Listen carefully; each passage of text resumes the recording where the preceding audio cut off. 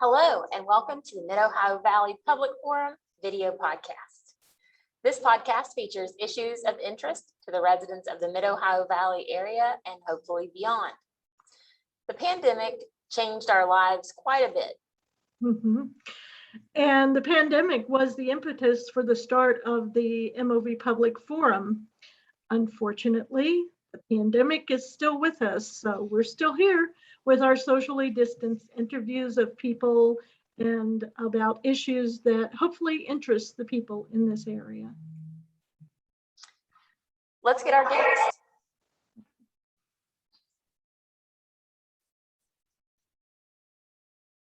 Buzzy. Today, we're going to talk with Michelle Stutler and Hannah DeMoss of the Ritchie County Humane Society. Michelle is the Vice President of the Ritchie County Humane Society Board of Directors, and Hannah is a precious resource, a valued volunteer who helps care for the animals there in Ritchie County. Hi, Thanks for joining us. Hi, ladies. Thanks for having us. Well, thanks for agreeing to come. I'm sure you all probably already know this, but our listeners may not. October is Adopt a Shelter Dog Month. So we're going to be playing this sometime in October, and we hope that maybe people will hear and adopt one of your wonderful animals and give them a forever home. Yes, that would be wonderful. So we've heard through news outlets and other sources that animal rescues and humane societies all over the U.S. are feeling the effects of the pandemic. How has it impacted you at the Ritchie County Humane Society? We have honestly been very blessed here. Throughout 2020, we had the lowest amount of animals that we have ever had. We actually spent some time with 0 dogs on site. As soon as we were getting them in, they were getting adopted. And right now, we're still not in a bad shape. We're about back to what normal would be. With cats and dogs, we have about 100 animals on site. Wow, that's a lot. Yeah. So what services do you offer the animals and people there in Ritchie County? You want to take this one? Okay, we offer like low cost spay and neuter for anyone that's available in Ritchie County. If you need help with your animals getting spayed and neutered, we do that. And we also offer like affordable flea and worming medicine. But just any way that anyone needs help, we usually try our best to do that. We have some food that we'll donate if someone needs help feeding their animals and they're just in a tough spot. We'll, just let us know and we'll help with any way we can. Well, are there any other services or opportunities in particular that you think that people may not typically think of being offered by the Humane Society? Yes, at our society, we have a vet that comes in once a month, and he does a male cat neuter clinic for us, which we advertise on Facebook. But while he is here, you could also bring your animals in for their rabies vaccine and yearly shots at like $30 would get you everything and save you from going to the vet for an office visit when vaccines is all that you need. Well, that's a really valuable service. Now, how can people help you? What are your greatest needs and what can people do to help with those? People in general, volunteers are our greatest needs. That's where we've been hit the hardest through the pandemic. We have just a very small core group of like 5 of us that run the place. And I work a full-time job, plus am here a good bit. Hannah is basically the only one here doing the day-to-day operation right now. Our director, who is wonderful. She's definitely the heart behind all of us, but she had to have surgery. And then while she was out with surgery, got COVID. So she's still out for a little bit. And so people are our big one. And then just supplies. We have a list on our Facebook page and our website of things that we use. Paper towels, bleach, Clorox wipes are our big ones. And then of course, always dog food and cat food. I have an Airbnb, and I know that Airbnb hosts sometimes get a lot of towels ruined, maybe more Yes. so than the normal homeowner. And so some of the Airbnb hosts, when they get their towels ruined, they donate them to shelters. Or Yes. blankets or linens or things like that. You know, they've been stained, but they're still usable. They'll donate those to shelters. Yeah, old blankets, things like that. Sheets. Yeah, we use all of those things and appreciate them for sure when we get them. Well, that's fantastic. Jax is wanting to show everybody how awesome he is. Hannah, why don't you tell us how you came to help at the Humane Society and what you enjoy most about doing it? Yeah, about 6 years ago, I adopted one of my first shelter dogs from here. So that's how I became familiar with the facility. But I've always brought in stray animals that I found or saved from being run over. After a while of visiting and bringing animals, Judy finally asked if I wanted to officially come out and help around here. And so I took the offer, and it's been wonderful ever since. One of my favorite things is like watching the animals come in and then us being able to care for them and take care of them the way they haven't been sometimes. And then seeing them get their forever after happy ending is one of the biggest pleasures that I have.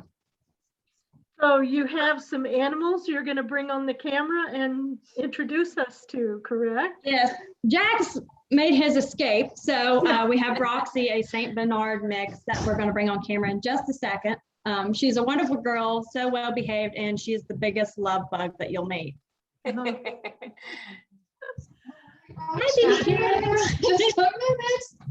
Now you said her name's Roxy. Yes. How long has Roxy been with you all, and how did she end up at your shelter? Roxy 3. She's about 3 years old. She thinks she's a lap dog. Oh my goodness. She was actually brought in as a stray. Her mama made some bad choices in her life and Uh, ended up incarcerated. And Roxy was running the streets, taking care of herself for a couple of weeks before we caught her. And so she's gotten here with us, and she's just wonderful. oh my goodness. She's a so lapful, pretty. all right. Yes, she is. Oh goodness. Well, Where you so going, Ritchie Ron? County is one of the most rural states in West Virginia, and you don't have a large population.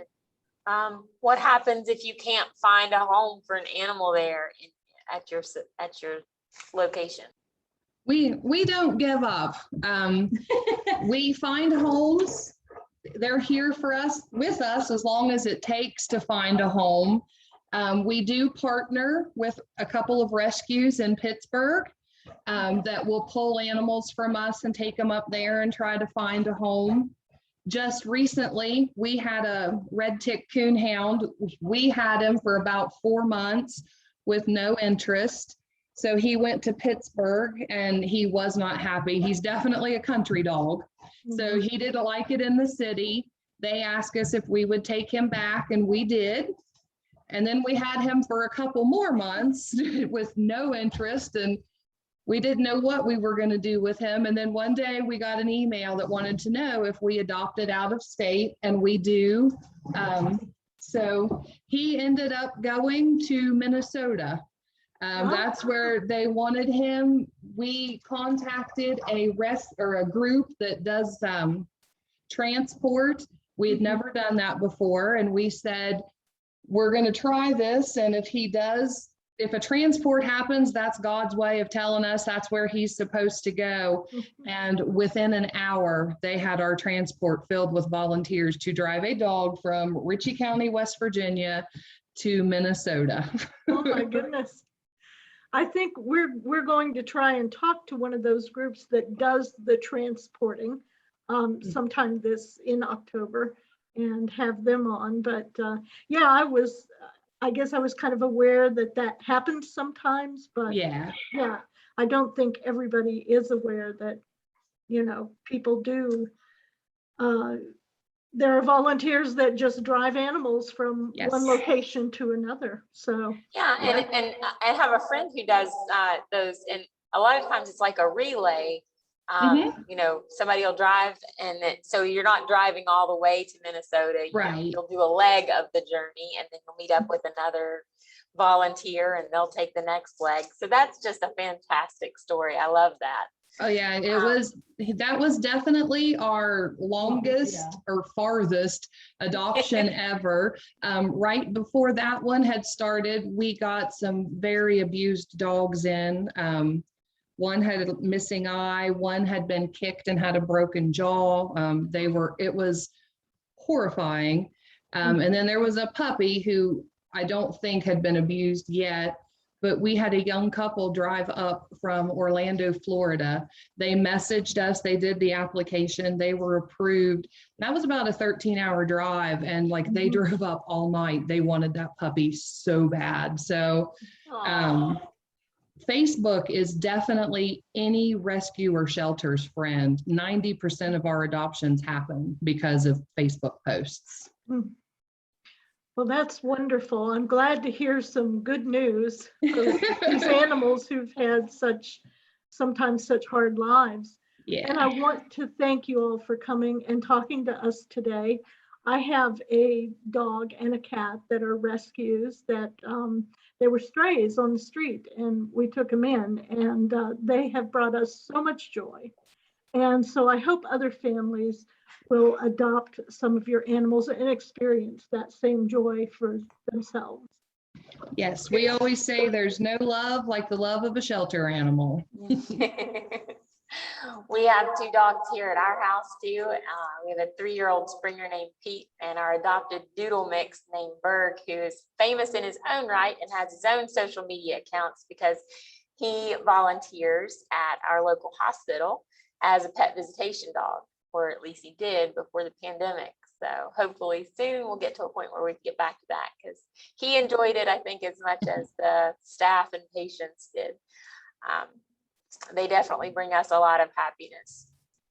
So if you are in a position that you want to expand your family with a new fur baby, or you want to help in some way, you can contact the Ritchie County Humane Society by emailing them at rchumane@zoominternet.net, or you can call them at 304-643-4721.